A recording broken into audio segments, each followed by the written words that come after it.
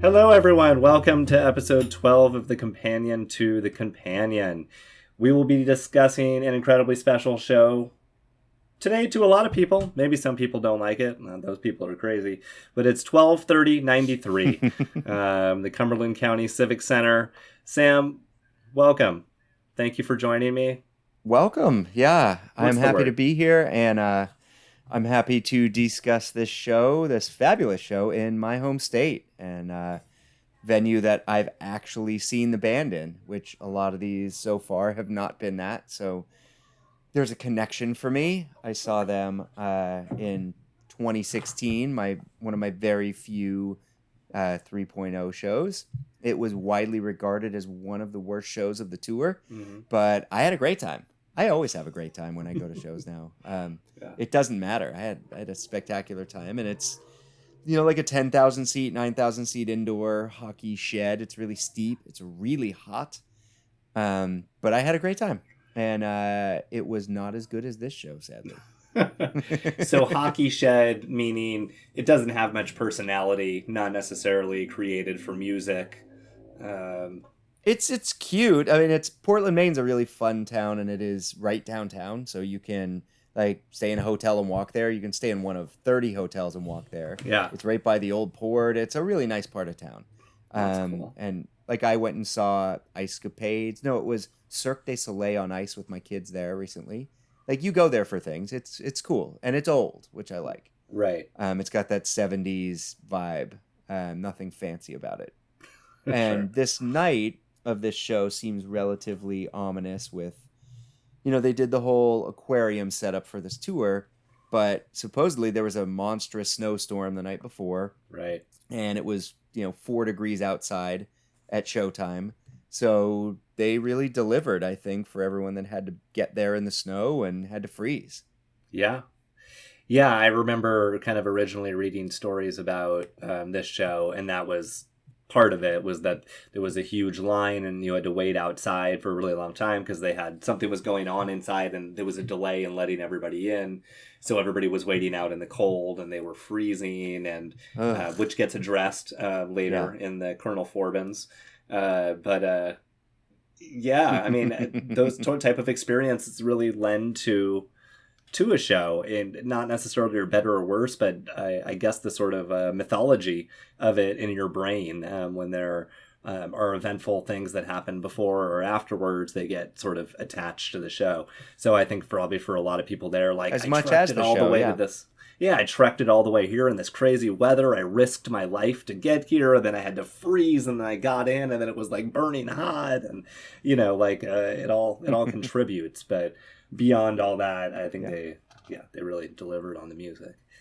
Um, but any Yeah, other there's a notes really about? great thread in on Fishnet that's called "The Night Before the Night," and Mhm. I thought the thread was great. And it was a long essay, and then there's everyone commenting, but the essay itself was great, and it talked about how, in general, as a band, Fish really delivers on the night before the night. It's Mhm. the new, it was what Never Miss a Sunday show is now. Right. At that time, and it goes and talks about all these shows where they delivered before a big night and then they don't stumble on the big night, but the night before ends up getting remembered more. Hmm. And luckily for us, the next night is also spectacular after this one, but this sort of set the table in a lot of ways. And Right. yeah, I think I instantly thought about the 32092 Binghamton show that was one of those give it to someone who doesn't know the band Hmm. as a way to get them into it. There's no giant jams. It's really high energy, exquisitely played, really good selection of styles of songs. And I thought this show really hit all those marks too. Yeah, as long as you bring it up. When I was in college, and it was a couple of years into my Fish fandom. My friend Matt D and I, we had a painting class together, and he was one of the guys that he brought me to my first show. We did a 19-foot fish mural that was the shape of a rhombus, and it had all kinds of like Phish imagery, and it was very silly and done, very playfully. We kind of improvised where I would do a little section and then he would paint over it and vice versa. And we listened to Phish the whole time. And 12/30/93 was, you had just gotten that DAT from Brian, like not too long ago. It was fresh in our rotation. So it was something that Matt and I were listening to quite a bit. And we decided that when we presented this 19-foot mural in class, that we would hang it up and we would give everybody in the class a tape, a Maxell XL2. And we would record some Phish on that tape so they could go home and they could listen to it and put some context to what they just visually saw in class. And we gave them we gave them the second set of the show, and we gave them some highlights from 2/26/97. And it was like a mixtape of those two shows. But yeah, the second set was kind of like, we thought, well, this is a perfect introduction to Phish, just to kind of highlight that. So as far as I know, I'm sure all the class thought we were weirdos and none of them actually got into Phish, but our teacher did give us an A+, and said she thought the music was very, quote, interesting. So yeah, they get that interesting nod a lot. That was a very interesting piece of music. Yeah, I have a lot of those moments, and it's been a long time since I listened to this, but listening back through where I said, oh yeah, this is something I've listened to enough to where it's embedded in my conscience. Mm-hmm. And the band released soundboards of this pretty soon after, and you can get good sounding copies of it. Again, I always go back to it. Official releases would sound better. Yeah. There was some moments I was, wishing for something a little bit better quality. Yeah. But I can't complain, especially as a high school student, I couldn't complain about how great this sounded. Right. And the next night as well, it's kind of the other page to this night, being New Year's. It's going to be longer and a little more involved. But those two shows were just so aggressively traded in New England when I was in high school. And I mean, I moved there in the summer of 93. Right. And barely knew the band. So by the summer of 94, I was seeing my first show and was getting into them. And these tapes were everywhere. It was some of those early tapes people gave you. So they're special. But that is pretty cool, because when you think about it, like a lot of the shows we've been listening to up to this point were highly traded shows, and that's why they're popular. And there's been a lot of repeats. Like some of the shows were just like, oh my God, it's almost the same. And if you get two shows in a row, which is unique to Phish, then you get all totally different music. So there's no repeats in those two shows. One of them's a 3-set show. So if you were like a new fan and you got just those two shows, you're getting a big part of the repertoire at that point in those two shows. Yeah. And that's neat. And not a lot of massive jams either show either. No. A lot of tight playing, a lot of great jams, a lot of, individual musical theatrics from all the band members, which I thought was great. A lot of confidence. Right. I mean, this show was a decent sized space for them, and the next night was huge for them. Mm-hmm. I mean, I've also seen a show at the Worcester Centrum in 3.0 where we're going to be playing the next episode, and that's a big room. Yeah. So what I got from this show is they handled the room really well. Right. I thought we've had discussions about them playing big venues prior to this, and that the show doesn't really land to the size of the venue. Mm-hmm. I feel like this show start to find their footing in a bigger room. Right. In a really great way. Mm-hmm. There's a little bit more space. Some of the songs aren't rushed as much. I mean, we were just discussing them playing in little 1,200 person clubs like a few episodes ago. Right. So for them to be at rooms this big, this quickly, it's impressive. And the fact they hold it together and start to develop a sound that works there, it was a great show. Yeah. I mean, I have my issues with parts of it, but I can go on the record early, say that it belongs on this list. Sure. Yeah. I'm on the record saying that as well. Well, let's get into some deets. Starting off with a Bowie. I'm ready. I mean, just right out the bat, they're telling everyone, we know this is a special show. Just to kind of like real quick backtrack, you kind of mentioned this sort of like the night before the night. and I'm sure that people have different views of this, but I always kind of like thought it was because Trey has such an excitable, giddy sort of like, he gets so excited when he has a good idea that he's just like so excited for New Year's that he's just, he's still got it the night before. I always thought that about 1029, 94, the night before the White Album, where he was just so excited that he's get to play the White Album, that this prank that he's going to play tomorrow night, that he's just, until that happens, he is just going to be bubbling over with excitement. But I think it probably does in a lot of cases have to do with pressure and them sort of always struggling with the sort of, who do we please, the first timers or the old timers, or all that stuff. But back to the Bowie intro, cool little Dream On tease. Right? Quick, but great, real quick. Comes back. But yeah, I just thought, like, lots of times when they open a show with a jam like Bowie or Tweezer or Harry Hood or whatever, it's not necessarily the best version. But this was a pretty great version. I mean, it's compact. It's not long, but like about 5:45, 6 in, they hit it shifts away, goes through a nice turn, and has a little kind of mini jam, and then it's just ripping and frantic and frenetic and crazy through the rest. And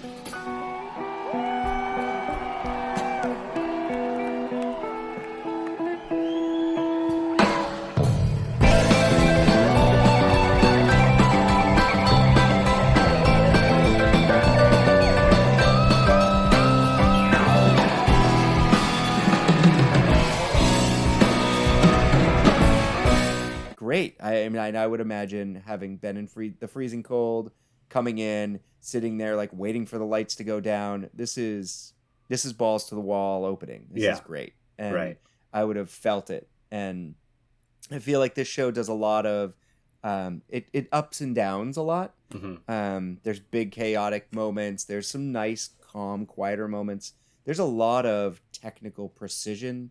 There's a lot of style. I think Bowie was a great way to open, so that there's a lot of classic Phish openers. You want to get the energy up, and this kind of does that, but also has a very technical element at the beginning, through the compose section.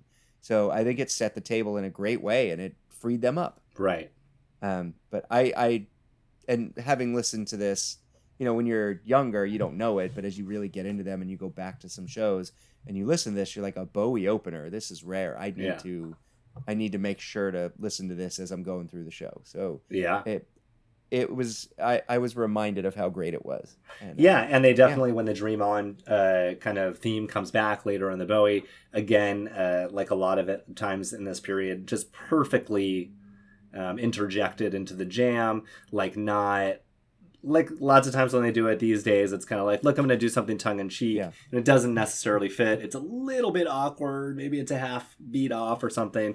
But this was just kind of perfect, effortless, kind of flows in to the point where if you were at the show, and you weren't a huge Aerosmith fan or something, it might have just sailed past you, and you were just kind of like, oh, it's a cool theme, And they were really great about doing that. So I really appreciated that. It's all about the 70s rock. Yeah. And then Way, which I thought was also really solid, really great. Gets a little humor in there. And, this was a good run for that song as well. Right. Yeah, I wrote actually amazing. I said I haven't listened to this in a couple weeks, so I'm reading Oh, no. I'm reading my comments. And they're surprising me a little bit. It says Page and Trey lay it down, but Phish is without a doubt the MVP. So yeah. That's my comment. I thought it was great. And it was kind of similar with the curtain right after. Yeah. Without the width, it's tight, no jam. I like that they dropped the width and then brought it back throughout the career. Because I'd never heard it. And then when they finally brought it back later in their career, and then going back and listening to some of the early versions, it was cool. But I also like the tight curtain, like this one. Yeah. It's no frills, just... I mean, I don't know how you describe that song musically. It's not rock. No. It's like it's like storytelling, like to me, I guess is like how I think of it for some reason. I don't know. It's like a very visual song to me, like as they're singing it. I have like a real sense of what it looks like. But I guess what I would say, just as like a counterpart, is I know what you mean about kind of taking width away. And obviously at this time they were playing Rift all the time. So I suppose that I'm not sure if that would have been interesting or weird to be able to hear both of those kind of themes. But when they brought the curtain back, like later in their career, I did love that they brought it back. But at that point, I felt like Trey was at a point where I was going through this sort of nervousness listening to him. And that, in just that if he was going to hit a sour note, or he just wasn't at his prime. Like it wasn't 2000 when they started doing Curtain Width again. But I would have loved in this Nervous period. Is a good word for it. Yeah, I think in this period when he was just like so great, I would have loved to hear him really like take the width out for a spin, so to speak. Because like there's the early version, like the Ian McLean's Farm that we listened to, which is like really pretty, but it also has some hesitation in it a little bit as well. So for as much as I see why they didn't play the width, I would have loved for them to have been a few versions in this time period, or even like a 96 curtain width would have been. Yeah. Great. Just occasionally. Yeah. Just as a bust out. Yeah. But yeah. And then, Sample in a Jar, bringing the rock back. And I feel like this song got played too fast around this time often. This one wasn't. We've talked about, it was at Tinley Park a few episodes ago where it was a big venue and I think they rushed a lot of stuff. This show, they don't rush. Yeah. I thought tempos were set really clearly. This was, I love Sample in a Jar. I know people are like, it's boring. It never goes type 2, man. But I don't care. Yeah. The song's great. I love the lyrics. They remind me of high school for me. And the solo is incredible. And this one was right on point too. Yeah. Yeah. No, I really enjoyed the sample. Yeah. And then Paul and Silas, is awesome. And I guess like what I would say, I can only speak for myself, but when I was at this time, I would have been 19, 20 years old, and growing up where I grew up and when I grew up, country music is not a thing that I'm like, I like country music. It wouldn't be something you would brag about at that time. In fact, it would be kind of like, what music do you like? Oh, I like everything, but country was like the cool thing to say. And then, and I'm sure that that's not true if you grew up in a place where country is popular, but I grew up in Southern California. So, and when I was a kid, my parents listened to George Jones and, Waylon Jennings and Johnny Cash, and I knew all that stuff, and I liked it. It was cool when I was a kid. So I had an appreciation for it. But, and I just want to be real clear. I understand that Paul and Silas is not country, that it's bluegrass, but regardless, it's a style of music that I think probably a lot of Phish fans on the coast were going to see and being like, what is this? But then Phish would just play it in a way where they would just rip it, and just like play it. They put Phish on it. They put Phish on it. It's got like a little groove. It's got like when I listen to this and I think about it myself at that time when I listened to it, I remember hearing it and just being like, I had no idea country music could groove this hard. And I found out that it could, as I did a little exploration, and I felt real stupid for leaving country music out of my life for so long. But yeah, just a great version of Paul and Silas, and I love that song.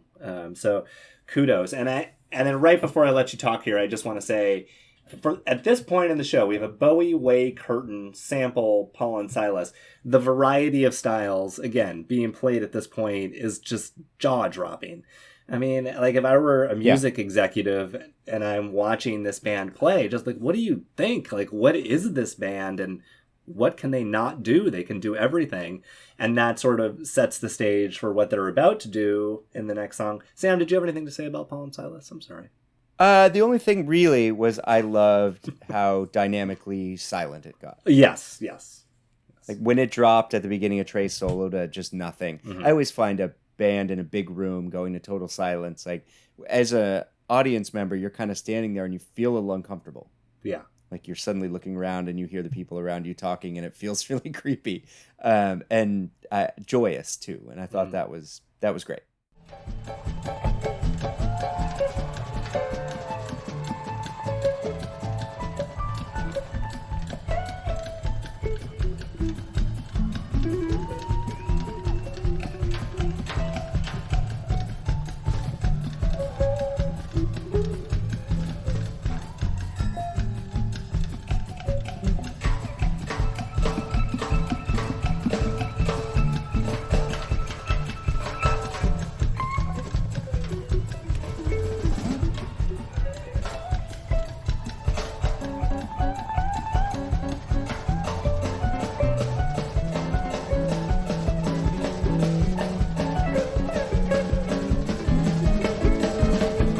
I'm ready for the Forbin's Mockingbird, sure. Okay.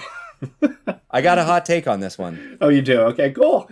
Yeah. And then the Foreman's Mockingbird, I feel like, is the epitome of what Phish does and no one else does.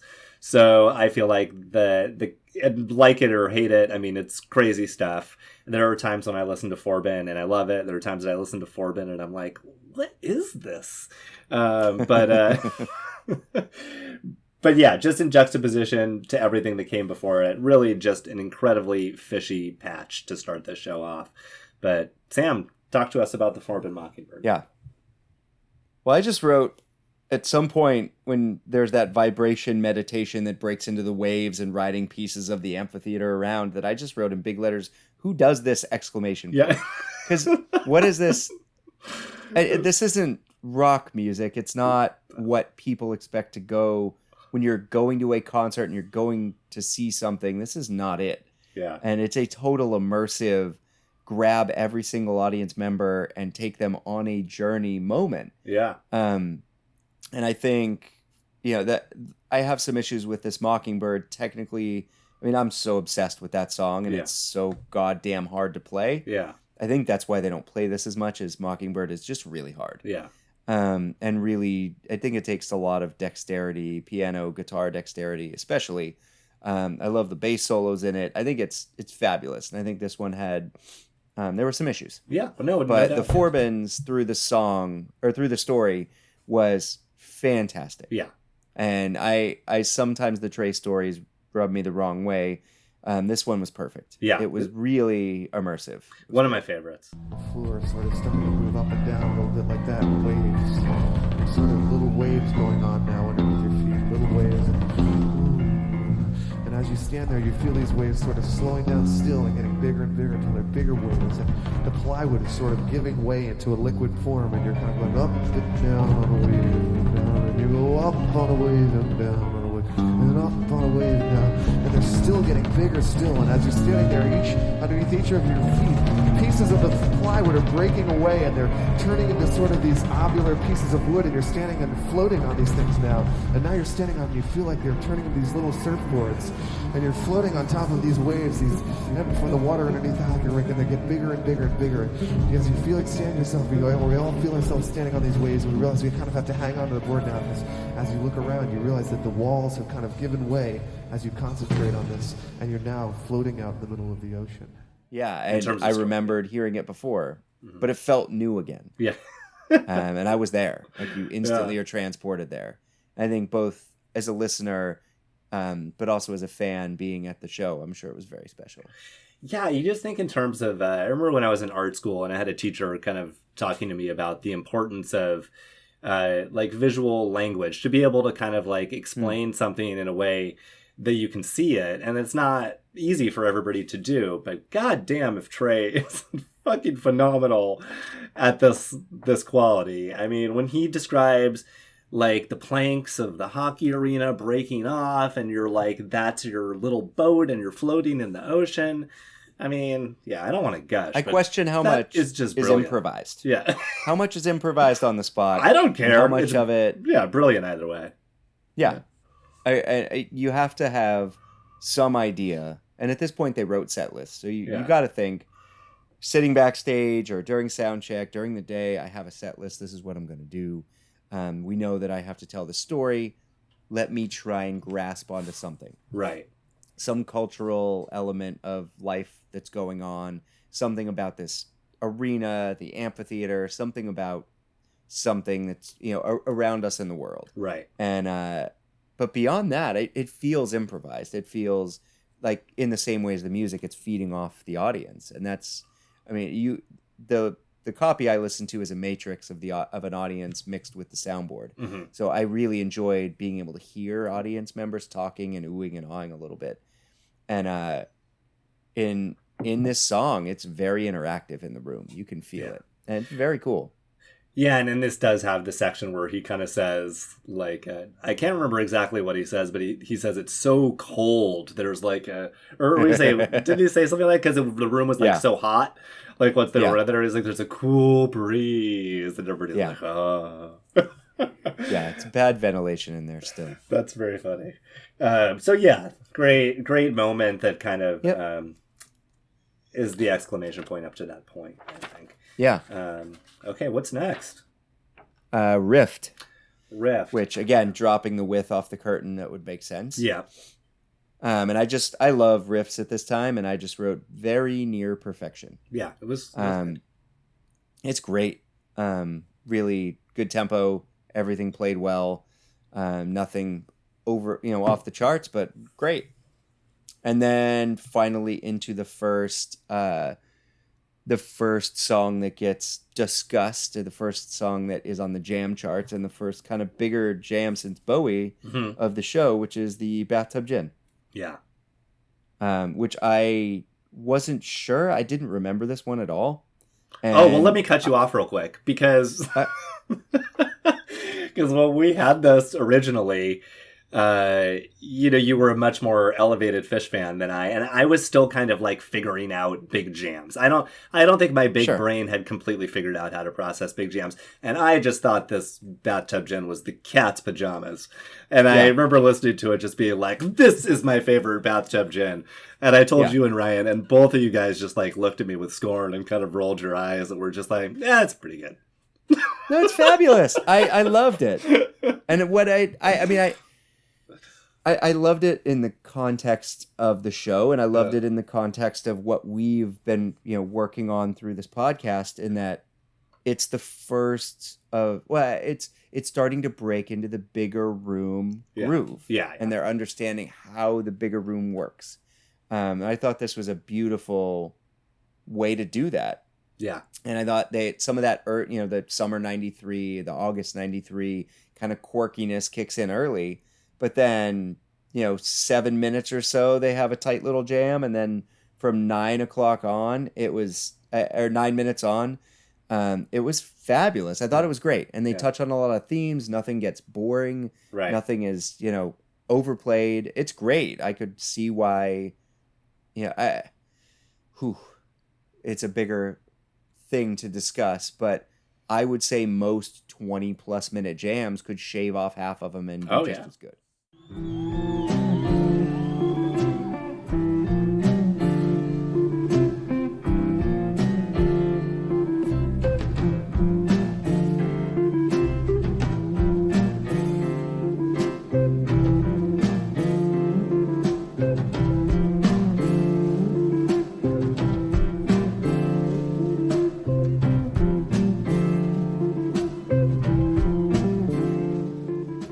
I don't think you have to cut a lot out of this one. I thought it was great. No, yeah. And really that's great. Especially true of Bathtub Gin, I'd say. That song was particularly guilty of that sin. But yeah, I think it's great. I love what Trey's doing. Really, I think unique guitar playing. I'm trying to like kind of place in my mind another guitarist that does those sort of like elongated, I'm trying to think of a way to describe it, but like his his phrasing is like stretched and it goes a little elastic. It goes on a little bit too long. It kind of like makes you feel like you're falling a little bit when he starts like descending and holding on to these patterns a little bit too long. I don't know. That doesn't make any sense, but I do think he does. I'm there with you. But he does some really, really, really cool soloing in this Bathtub Gin. It makes me feel motion. Like, it makes me feel like falling over a little bit. And I think that's cool when music does that. It has a physical effect on me. So, yeah, we could get later, we could approach this episode like episode 11 and discuss some of the Phish touring that just completed or is happening around us. And all of my issues with it. But one of the big ones is if you listen to this Bathtub Gin, here's a guitar player and a band in general playing with their instruments and using somewhat non-aggressively distorted tones. They're not a ton of effects pedals. I mean, there's a lot going on under the surface, but generally relatively clean instrument tones to create what you were saying, feelings of falling, creating bigger, taking up more space, taking up less space. There's a lot happening with a lot less. Whereas now, I just feel like if you stripped away all the effects and all the bullshit on top of everything that's being played, it wouldn't be that great. Yeah. There's just so many layers of things happening in what they're playing now that it's beautiful and it's immersive and it's just big walls and sheets of sound. But I don't know that they could walk into a bar and just crank out their songs and have it be engaging in the same way as 93 Phish could. And absolutely, totally agree. These jams get me. These jams make sense, and they make me really happy. Yeah, me too. Yeah, and it's like a different thing, because you're right. They're playing with sound more, and then back then they were more kind of like playing with their instrument, like just the purity of it. Like they were master virtuosos of their instrument, and now Trey is becoming a master virtuoso of just sound and layers. And I don't know if I'm sure you didn't actually, but on the webcast this weekend in the set break, they did the Trey's guitar rig for this tour, part 1 and 2. I'm assuming you didn't see it, but they're really great. And he's very charming and so excited and explaining all of his pedals and all the things he's doing. And it did really kind of illuminate a lot of what you just said. And that he basically just said, like, these are my toys and I'm playing with sound now.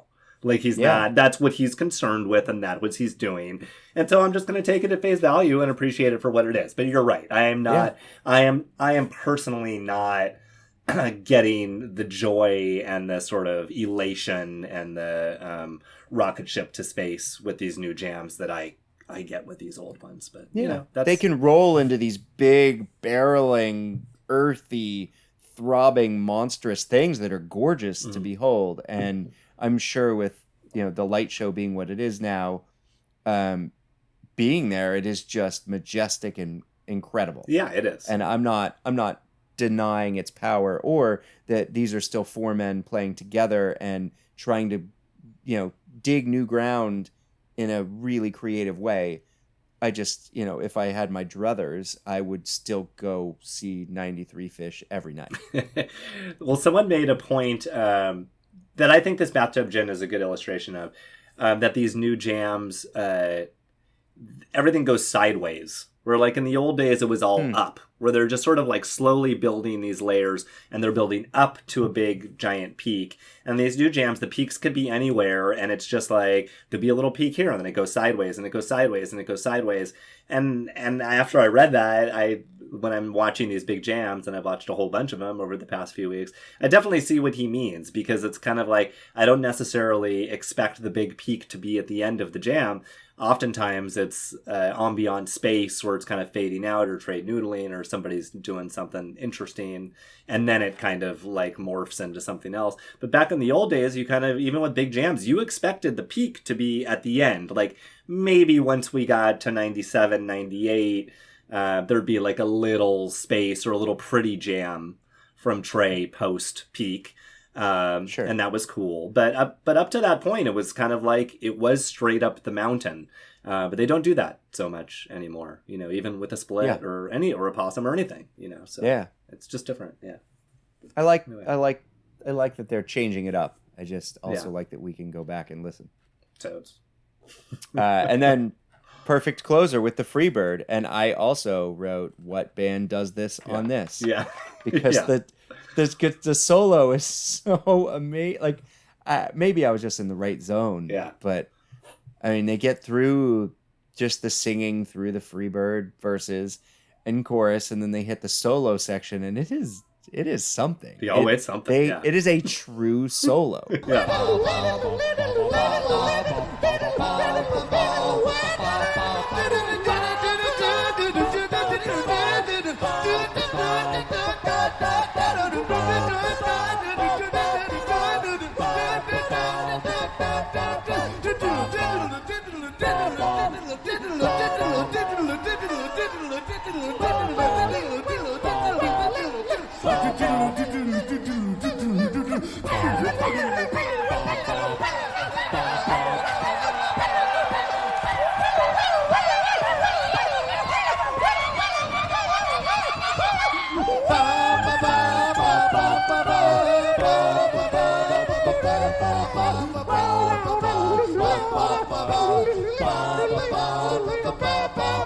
And I remember listening to this, and dreaming about seeing Freebird and having some tapes with it, and then finally seeing it. It was great, but it wasn't this good. This is really special. Yeah. I was shocked by how solo-like it was.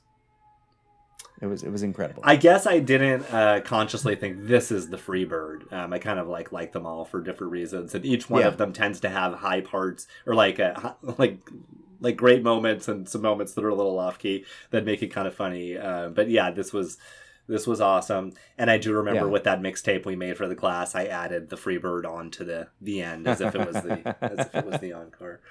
That's perfect. So yeah, awesome first set. The type of first set that you kind of think, well, they could come back at the second set and not, take it super seriously and still be an amazing show. But alas, I'd be feeling good. Let's jump to the second set with that's surprise, a 2001 opener. Yeah, have we seen those? This was my one though. Like the minute this one started, I was like, oh, this was the 2001 I listened to 100 times. Yeah, because I didn't, being 17 and not knowing anything about the odd, strange movie that Mike Gordon first heard this song in, and not knowing anything that, also Sprach Zarathustra was redone by, Deodato, a somewhat, there's some good players on that record, and his second record is good-ish, but like this was the standout. I just thought it was this cool, groovy song that they wrote. Wow, and that, okay. This version was my go-to for a while. Yeah. It's great. And I think it usurps the few that we've had up till now through 93. I think that this one was great. Okay. It's short. I admittedly emotionally tuned it out, so I'll take your word for it. It was on my headphones, and I thought, I don't need to pay attention till the mic starts. Yeah. That was a mistake. Bad Ian. Okay, and then the mics. Notes are at 3 minutes. My thought was perfect execution and feel so far. I thought that the jam was haunting. I thought that the jam was pounding, and I thought that the exclamation came in at 10 minutes and 15 seconds.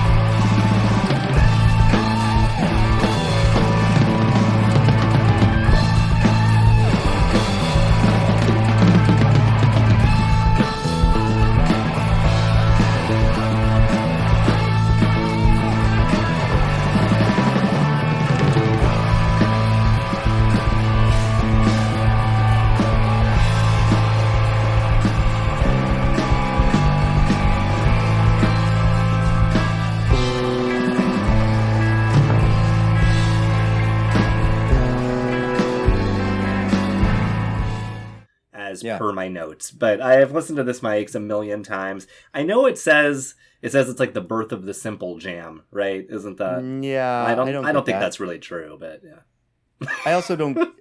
I mean, it's great. I Yeah. really liked it. I just don't think it deserves the pedestal it's put on. But I thought it was great. I Yeah. really, really enjoyed it. I think I wrote at the end, I was just like, wow, this is rock as fuck. Like, it is hammering rock, like, perfect. Like, the execution of the hose at the end was really nice.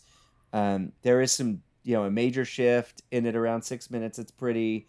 There are some really interesting themes that are touched on. Yeah. But, I mean, it didn't change my life. I'm more of a 97, 98 Mike's song guy.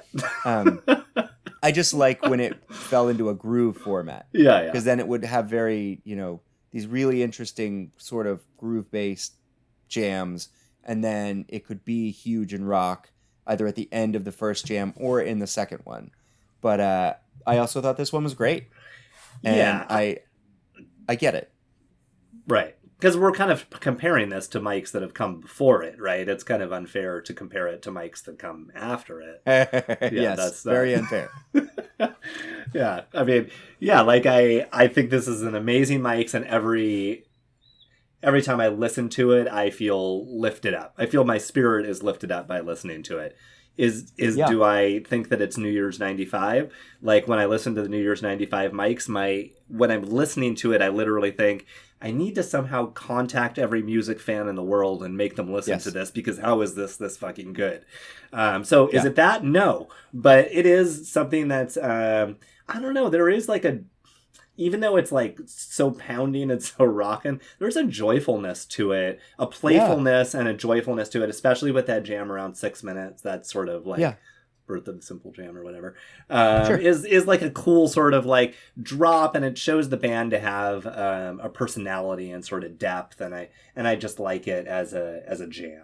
But yeah, it's not a big jam, and but well executed. And there's a really, around 9 minutes, there's this very relaxing kind of quiet moment before it takes off. That's also really, it's mature, and I like that they explored, but they didn't push too long. Right.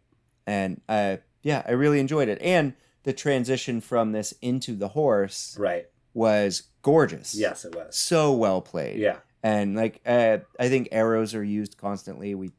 I could talk about this I'm going to officially say I'm going to talk about this every podcast. Don't use an arrow unless it's a true transition into a song. Yeah. The key shift has to be smooth. If it shifts keys, it needs to really be a seamless piece of music. And this was really, really nice. Absolutely. I was impressed. Yeah. And especially when the acoustic kind of like comes in to kind of like, it's just, very, very nice. Feels really good.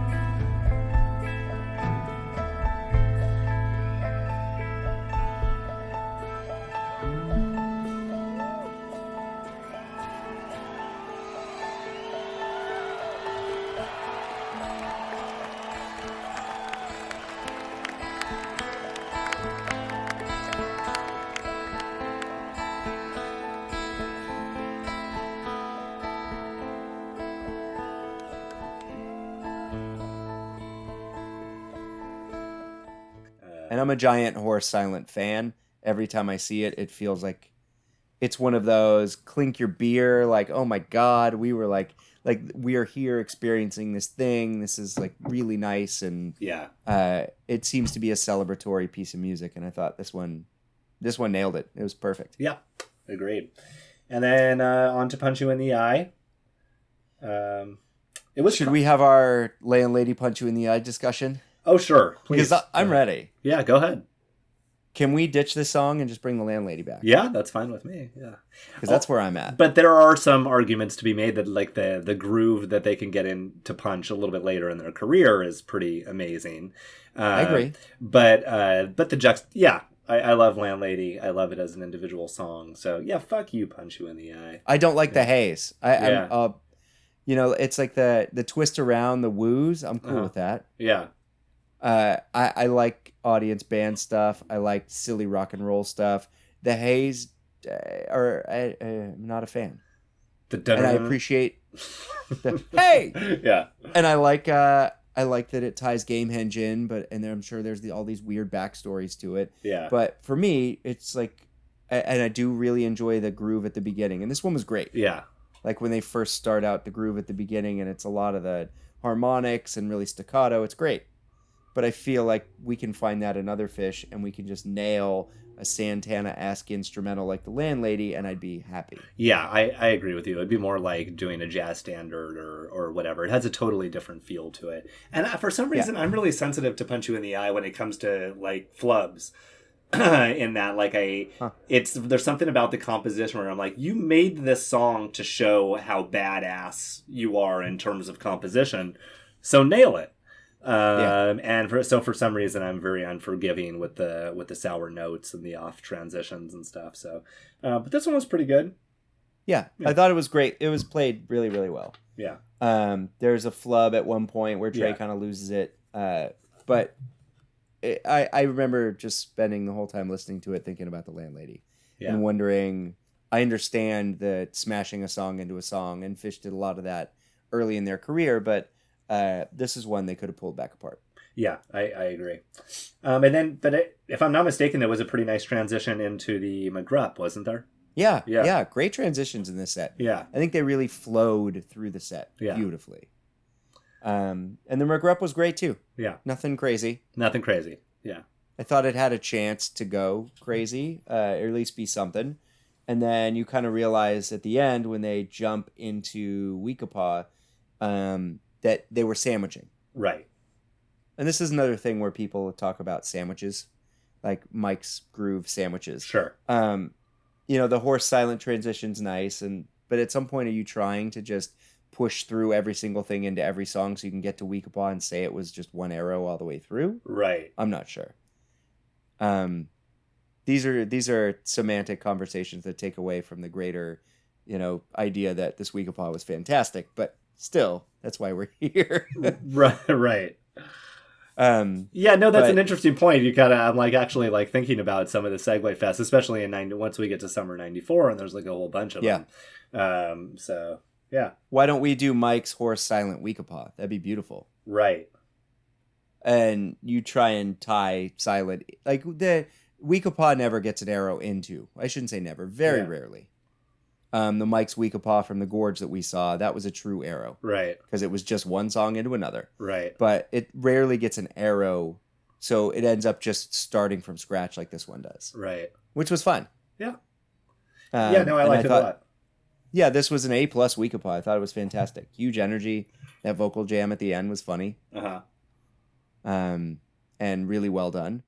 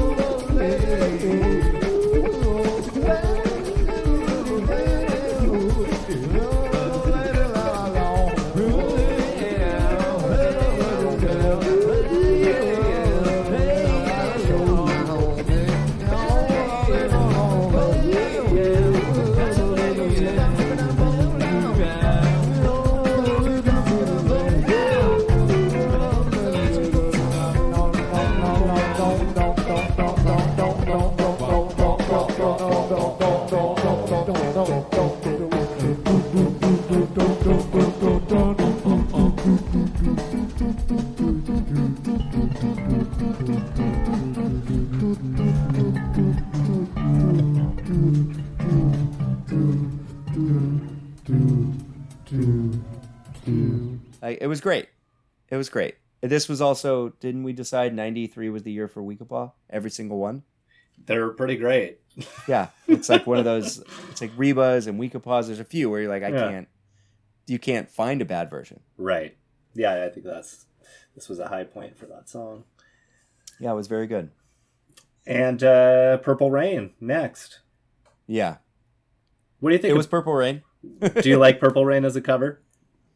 Yeah, I think it's fun. Yeah. I think it's fun. And I like Fishman, the break it gives the band a little bit. Yeah. I thought it was really good. And I thought placement was okay.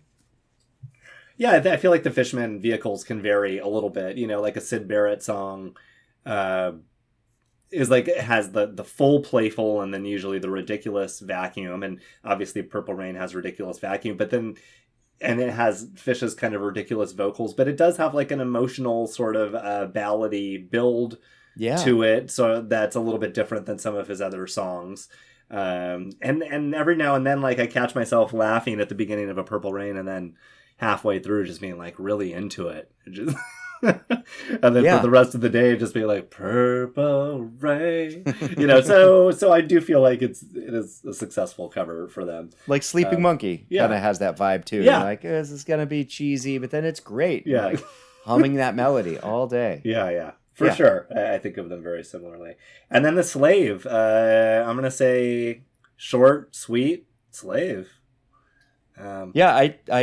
I think one of the highlights of the whole show. Yeah.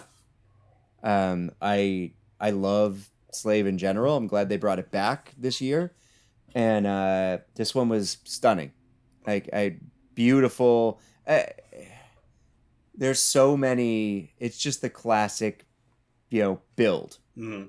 Like you said, climbing the mountain. But there's so many times we get there and sometimes the band's got to take it around a couple times to really get there. Yeah. Sometimes I feel like Trey gets the note, and it doesn't satisfy the way that you want it to.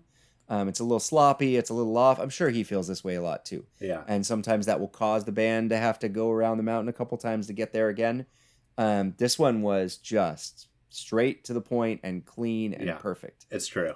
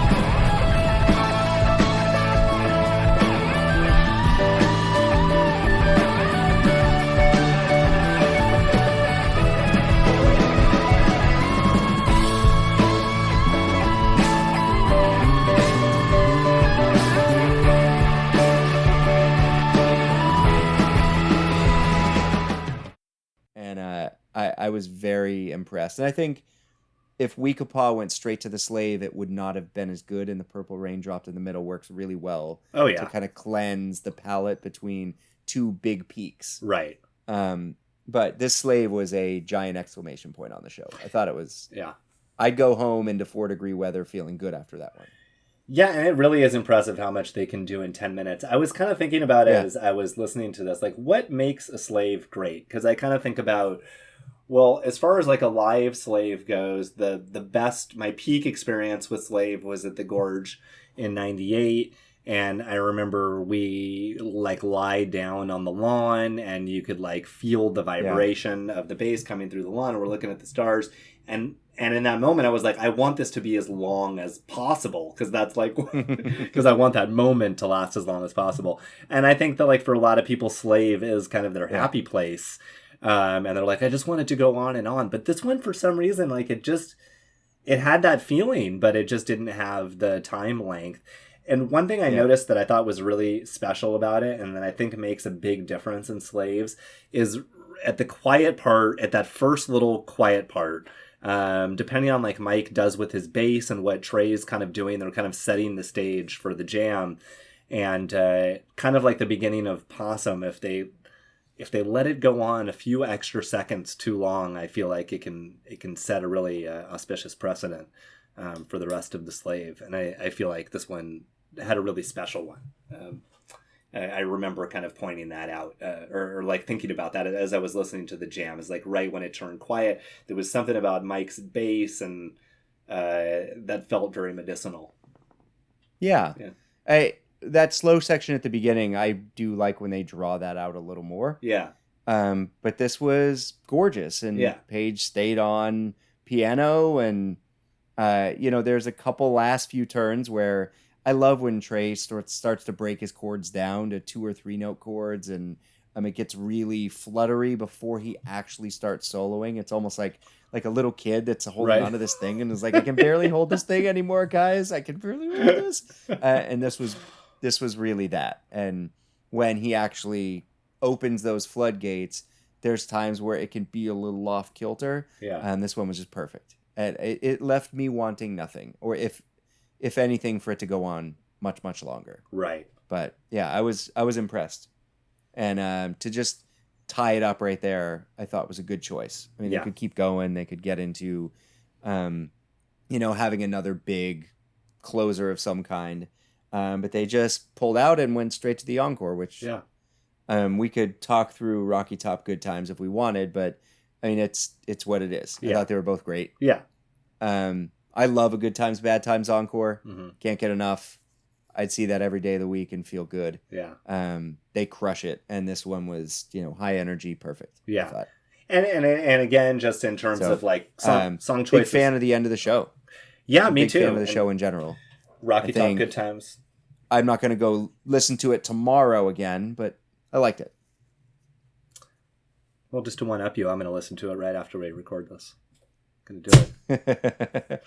I'm working on the next one already. Yeah. Oh, good for you. Good for you. Yeah. Trying to take your recommendations on stuff from Dick's too, which we'll see. Yeah. Well, it's just I feel like we're good on the show. We both agree it absolutely, definitely, certainly, for sure deserves to be on the top 100. And everybody should listen to this. It's great. Yeah. It's just great Phish. It's not, you're not going to be unhappy. No tentpole jams, no like life-changing anything. Just really, really great music all the way through. Right. And you walk off stage after playing this and you're like, damn, we fucking crushed tonight. Like we did all the things. We played all the styles of music. We hit all our marks and we just feel good. Well, I think tentpole jams is an interesting thing because I do think at the time this did have tentpole jams, but no longer. So like if you're juxtaposing it to like all of jams, no tentpole jams. But for the time, some people left going, "What the fuck, man? That was awesome!" Somebody definitely said that, right? Oh, absolutely. Many.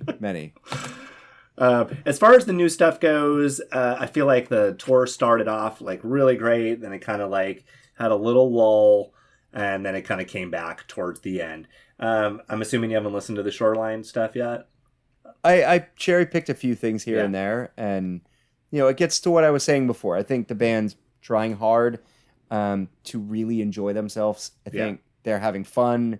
I think they're messing with set lists. Again, they didn't come out of quarantine with a shitload of new songs, which is all I ever want. Yeah. But neither did I, so who am I to complain? It was a hard year for all of us. And I think they're trying to find their place still. And I like to hear it. Yeah. But I also... And the fun is there. I get it. I think there's people going to shows now that have a different mindset. They don't want Phish to change the world. They just want to go and have a dance party and forget about it. Right. Which was never me and never will be me at a Phish show. Like when I go, I have a great time no matter what, but I'm looking for, world changing. I'm looking to have everything ripped apart and be falling through the stratosphere into new worlds. That's what I'm going for. Right. So I don't hear as much of that exploration as I do them just having a really fun time. Yeah. They're listening to each other well. I think they're all playing great. They all seem happy to be on stage when I see, video stuff, and I'm just so happy for them. Yeah. It's hard for me to be negative, but I'm just fond of a different sound from them, Totally. which I still hear occasionally. I do think what you said before, though, is kind of true, that when you're there and you're feeling those vibrations from that deep bass and you're seeing those lights, that the jams they can take on a heavier power than on, if you're just listening to them. I would want to be at every single one of these shows if I was younger and didn't have kids and, had the financial abilities to do so. Yeah. And there wasn't a pandemic, but I would be at all these. I think as many as I could, just like I did when I was younger, and I did that because every show was special. And it seems like every show still is. I mean, Chris is definitely peeking out. I mean, fucking A. Those lights are really, they really are just... It's something. It's crazy. It's really something. Because he's gotten some upgrades that I've kind of been like, this isn't necessarily an upgrade. This is a slight downgrade or sideways. But this is a real upgrade. I really like these lights, and I like what they can do. Yeah. I can't imagine being on stage having all that, I'm curious, all that movement above and around you. Yeah. Because the whole rig moves now. Yeah. They're not like small cans moving. It's the entire goddamn thing can shift in these huge and break apart almost. Right. And I know it's safe. Like, people design this stuff. Everything has a potential risk. But being on stage, having lights bend and move around you must feel weird. You got to feel the movement above and behind. Sure. You, right? As a musician, even if it's loud, even if you have, you're like Paige, who wears in-ear monitors, so he's wearing earbuds the whole time. Yeah. You got to feel it. It's got to be weird. Yeah. They don't seem to notice it, and it's part of the show. But from an audience perspective, it's gorgeous. Yeah. Right? You feel it as the audience member. You have there's a couple times where I was like watching the show and I was standing up and I almost lost my balance a little bit. Well, Trey's already had his Mount Everest, so to speak, right? He got stuck, on New Year's, so I feel like Trey had his technical difficulties, so maybe he thinks he's like, I'm cool now. Yeah, that was my near death on stage. He fell through the stage and broke his leg once too. Wasn't that 93 or 2? That happened too. Maybe it was 94. Maybe we're I think it was later. Yeah. We'll have to address that next time. It happened. Okay, any other recommendations? It's a rough business. A couple. Okay. One, all the Felice brothers keep putting out singles for their new record, and I think they're all showing promise. Oh, cool. Their first record was so incredible, and they've had kind of a patchy run since. So I'm hoping this is their, return to form. Okay. And I've just been trying to listen to Endless Rolling Stones because Charlie. Yeah. Which is, he was an old man, and he lived a goddamn life. Yeah. He was a straight man amongst a bunch of weird, fucked up, drug-addled gypsies. And just the fact that Keith made it and Charlie Watts died is amazing. Yeah. The ledge beyond the edge, beyond the ledge, beyond the edge. And right. Keith is still doing it. But I as much as I don't listen to the Stones that much now, I'm such a fan and have so much respect, and it was a tough loss. Yeah. So a lot of Stones, and it's been great. I can't get enough. Fair Even enough. the late 70s, early 80s stuff has been, there's some great stuff in there. Well, that's the stuff I'm most attracted to now, just because I've over-listened to everything else. And that's what happens with bands like the Rolling Stones, where I'm just like, I don't necessarily need to listen to Sticky Fingers. It's in my brain. But I'll listen to Undercover because it's all kind of new to me. And I feel like, you're right, a lot of those records are almost kind of like dance records. And the grooves, just the grooves that Charlie is laying down, have really aged beautifully. Yeah, I don't necessarily feel sad like when old rockers like him died. I did feel sad for Michael K. Williams when I read that he died today. That was sad. Yes. Yeah. That was sad. Poor Omar. Because he was nice and young. But, okay, recommendations. What else you got? Only one more. Uh-huh. Have you been watching Only Murders in the Building? Just the first episode. Okay. So, yeah. We watched 3. Okay, cool. It's really good. Yeah, it's really fun. I love all 3 of them. putting Selena Gomez in between Steve Martin and Martin Short is something.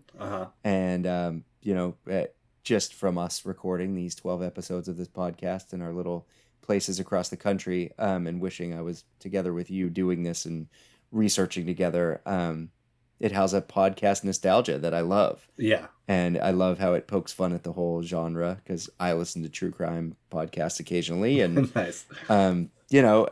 It's really great. I think it's fantastic television. Yeah, when I saw the preview of it, it definitely reminded me of Manhattan Murder Mystery, which is a movie I love. And I don't know. Can we still love that movie? I mean, I'm not giving up the ghost on this. I really feel like I know. Yeah, I don't know. Am I supposed to not look at Picasso's paintings? Because he was a real asshole. He was a real terrible dude. But I want to look at his paintings. And yes, I'm not going back and rewatching Manhattan Murder Mystery, but I saw it a long time ago, and it really made me laugh, and I really enjoyed it. And I'm just sticking on to that memory. I know. So, and I guess... Well, we could watch that, but... I feel like I couldn't watch Manhattan again. Yeah, Manhattan's a little bit of a different story. But, like, what about Husbands and Wives? Which, like, really, like, addresses it, but is, like, a brilliant piece of art. You know? Like, Deconstructing Harry, I probably could do. Because it's a cast of 50 incredible people. We're going to have to, at some point, we're going to give this some years, and we're going to cherry pick. Yeah. Okay. And, it's going to be hard. Yeah. But worth the struggle, I guess.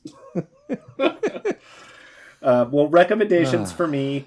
I just kind of like I got on this little Elephant Six Collective kick this week, and if you're a Phish head and you don't know about the Elephant Six Collective, which is like Olivia Tremor Control, Apples in Stereo, who else we got, Sam? All that Jeff Mangum stuff is part of it too. Yeah, right? the Minders, the Gerbils, Beulah, the Sunshine Fix.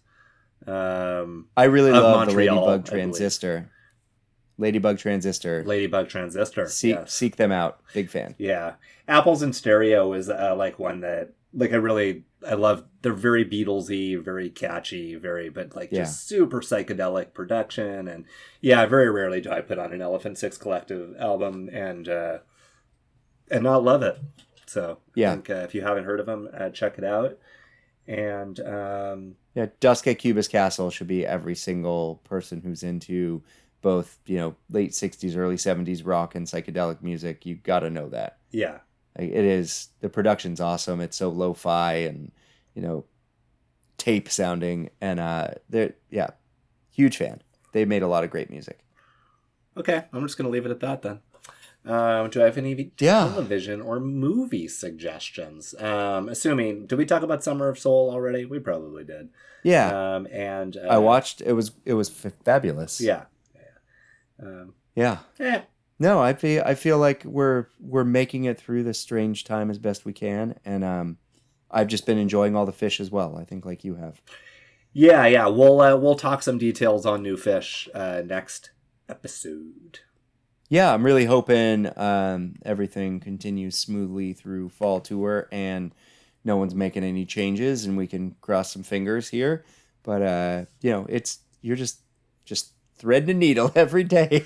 Absolutely. And taking a traveling circus on the road, I'm sure you got a big ass needle you got to thread every day. So right. I'm wishing everyone involved in all of that community and such stays healthy and happy and keeps making it through the fabric.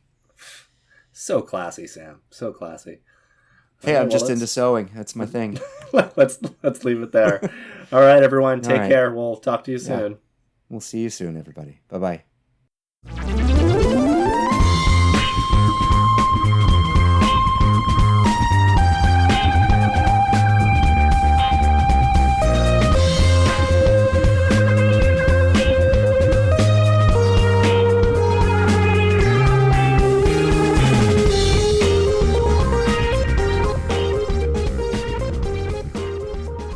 Hello there, friends, and thank you for listening. If you have any questions, comments, concerns, or would like to reach out to Ian and I about anything at all, you can find us at companion2thecompanion@gmail.com.